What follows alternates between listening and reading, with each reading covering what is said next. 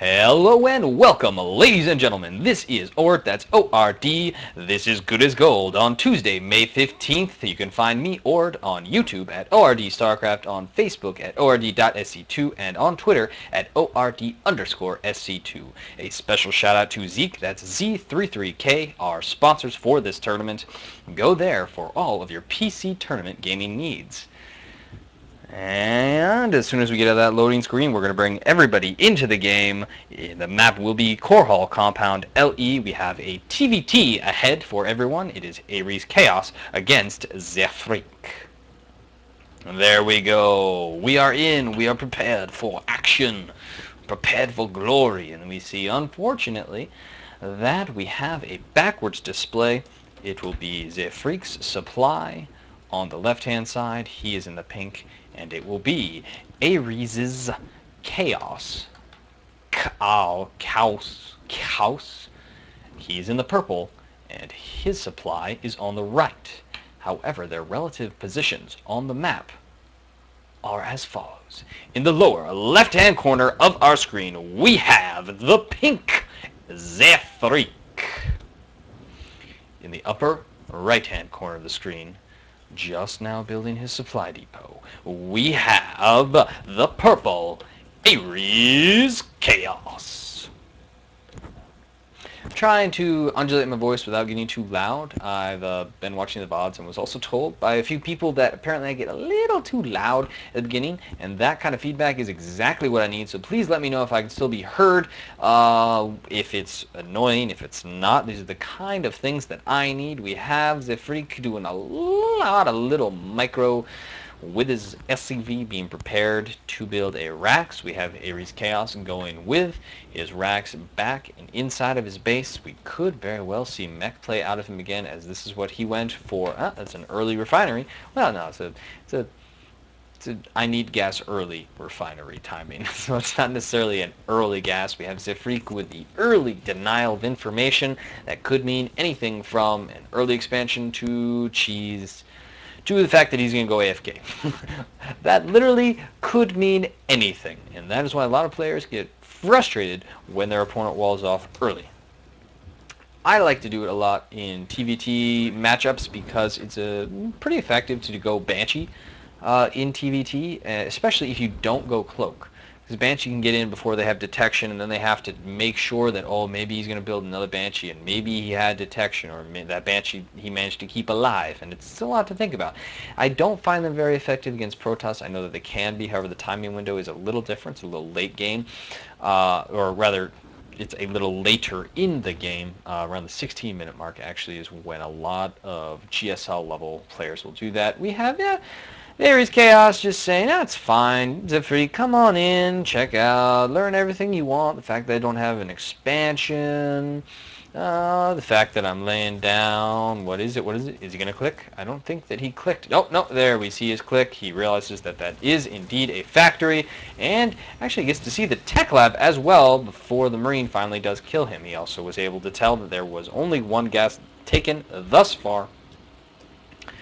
Ares Chaos with the pushed forward map vision, which is useful for him. However, he is unaware that a command center has gone down, and that Zefrik is going with the one base expand, or rather the one Rax expand. Of course, wow, that statement was awful.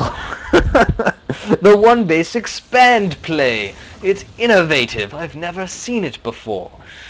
Alright, we got the switch going down with the factory, getting the tech lab that had been produced for the Rax. We get a little bit of a lag spike, and now we're back in. The barracks is moving forward. See, I've always wondered if Diablo 3 crashing would affect StarCraft 2. I have, in fact, not seen any lag at all, which makes me feel like the servers are a little more empty today. I'd be so fascinated to see analytics for that. Because I have to imagine there's a huge crossover between the two games. If you're in chat and you love Diablo, please let me know. I love that game as well. It's second on my list of lifetime games to Final Fantasy VII. And I'm talking about Diablo 1, obviously, which set the tone for all of the Diablos to follow. Basically, Diablo 2 and Diablo 3 were people taking advantage of the storyline, the ideas of what Diablo 1 is, and saying, hey, we can do cooler graphics now. Like, literally, that's all it is, and that's okay. We can make it more functional, easier to pick up gold. You don't actually have to click on it. You know how relieving that is? That is amazing. All right, we're playing StarCraft, though. We're in StarCraft. We see the expansion for Zefreak is down. StarCraft is also awesome, StarCraft 1. However, I have to say, in my formative years, it was all about Diablo and Final Fantasy. It was. A bit of a face-off right now between a building and a marine. A lot of things falling in that graphic. It's interesting. Get a death there. This marine, barely alive, gets to stay at his post. Poor fella. Right now, staring up at the production tab, we see the engineering bay almost done for Avery's Chaos, who is also building the first tank, and Zefreak is adding on a factory as he adds on some adds-ons. The supply for Zefreak is far ahead again. Ares Chaos, struggling a little bit with his SCV production, has actually more or less cut it several times throughout the game, which is bad when you're trying to go mech. He also should be thinking about setting up a third pretty soon now if he wants to truly be able to produce a mech-based army at an early enough point. The scan comes down from Ares Chaos, and he is able to see that there's a factory going down in the starport that goes down right underneath him. Zefreak says, I don't care what kind of information you have. The engineering bay is down. The reactor going down. The starport most likely going to switch out on it. And we could be seeing a +1 attack, medevac timing attack, out of Zefreak, which would be very powerful against Ares Chaos's tanks. There's an opportunity right now for Ares Chaos to sneak in some Hellions. Well, actually, wow, he went with these gases up here a lot earlier perhaps than he needed to, and he also, I don't understand why he's building this engineering bay, because he's not building a planetary fortress, he's not building missile turrets, he's one marine. No, he's got two now, I'm sorry, he's got two. So I would be really fascinated to ask him what the reasoning for that engineering bay is. It may be just that he's not aware that the requirements are different, because that's a brute ore thing. If I remember correctly, in order to build a starport, you need an engineering bay. But in StarCraft 2, that's not the case. So, right now, we're just filling time, and you know it, and I know it, and that's okay. What happened to Jack against that mech?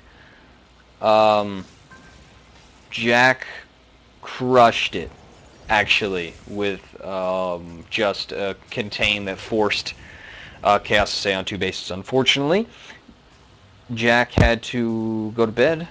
He has to get up at 5 a.m. tomorrow to go to his job, and where he is, it's already 11:15. The force for Zefreak is indeed moving out on... We have up to 2 medevacs, and we have about 15, 12 game seconds, 10 game seconds before that +1 attack is done. Zefreak looks like he's hoping to maybe catch the third as it's being set up. It's not bad timing for that. However, when he wanders down here into these tanks, he will become very sad, unless, of course, he stops. Oh no. Oh no, these poor bio units just get destroyed. They get a few volleys off. Now they finally do get one tank. They come around the corner, and wow, Zefreak is a lot worse for wear, and amusingly, Chaos has a tank already to replace the one that he just lost.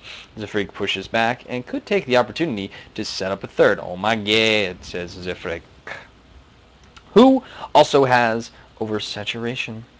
Tisk, tisk, tisk, tisk, tisk, tisk, tisk. I'm kidding, but at the same time I'm serious. It would be good to be setting up your third right now, especially when you're floating at far above 400 mineral. There we go, the third base coming out of Ares Chaos, who will be flying it over pretty soon. Shame. Yes, indeed. Shame, shame, shame.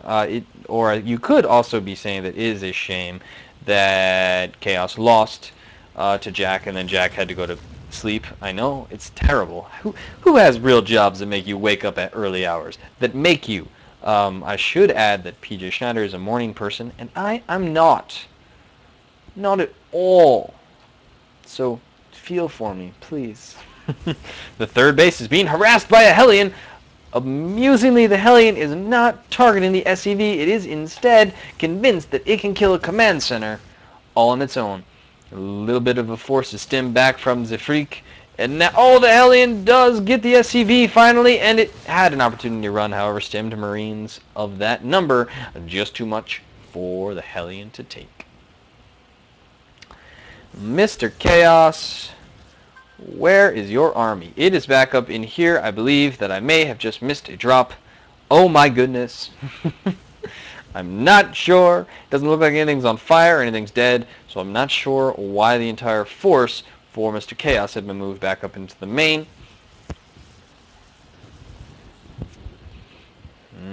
We have Zefrik mustering his forces at the Zelnaga, and Mr. Chaos is moving around the outside, convinced that he can stop the third base from being set up. This Rax is actually not telling him anything at all right now. It has been pushed too far away from the Zelnaga, and now we have a classic base trade scenario that is more than likely en route, as the entire mech army of Ares Chaos is way out of position, and that army is a lot slower than the Bioforce of Zefrik, who will be arriving just as the transfer of SCVs arrive.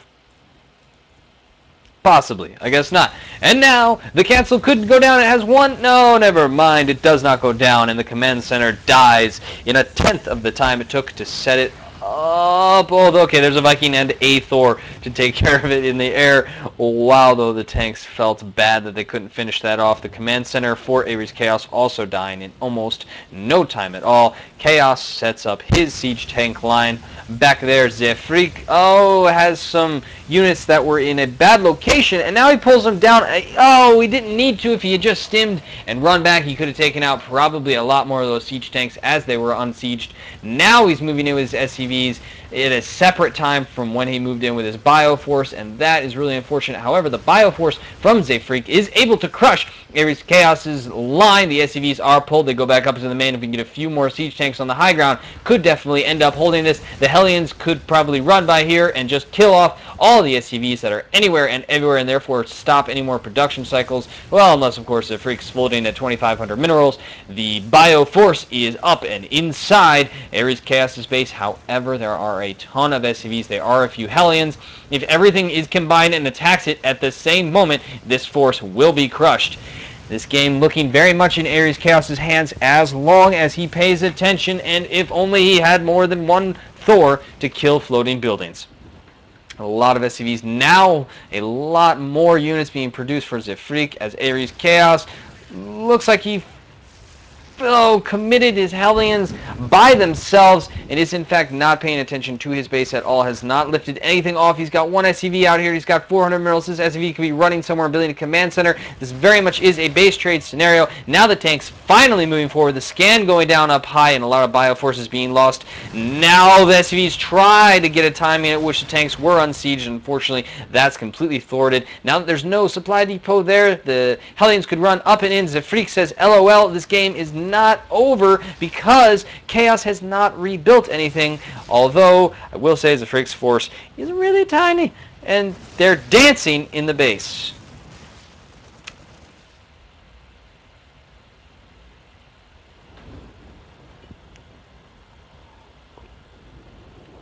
It's always fascinating to watch when players decide that they've lost a game. Ares Chaos there definitely had the huge advantage, but was being very slow about it and had not set up any precautions besides having his barracks in the middle of the map. So the most likely scenario was, yes, indeed, that Ares Chaos had won the game. However, to decide that at that moment just is really interesting from my opinion. I would have stayed in that game. But that doesn't mean that he's wrong. Doesn't mean that he's right. So, we have Zefrik losing to Jack, and... Or, no, I'm sorry. Zefreak losing to Aries Chaos, who gets to move into the semifinals where he will be going up against STS Striker. We're going to bring you into that overlay and say thanks for watching round number 3 of Good as Gold number 30. Look for the next VOD, which will be game 1 of the semifinals.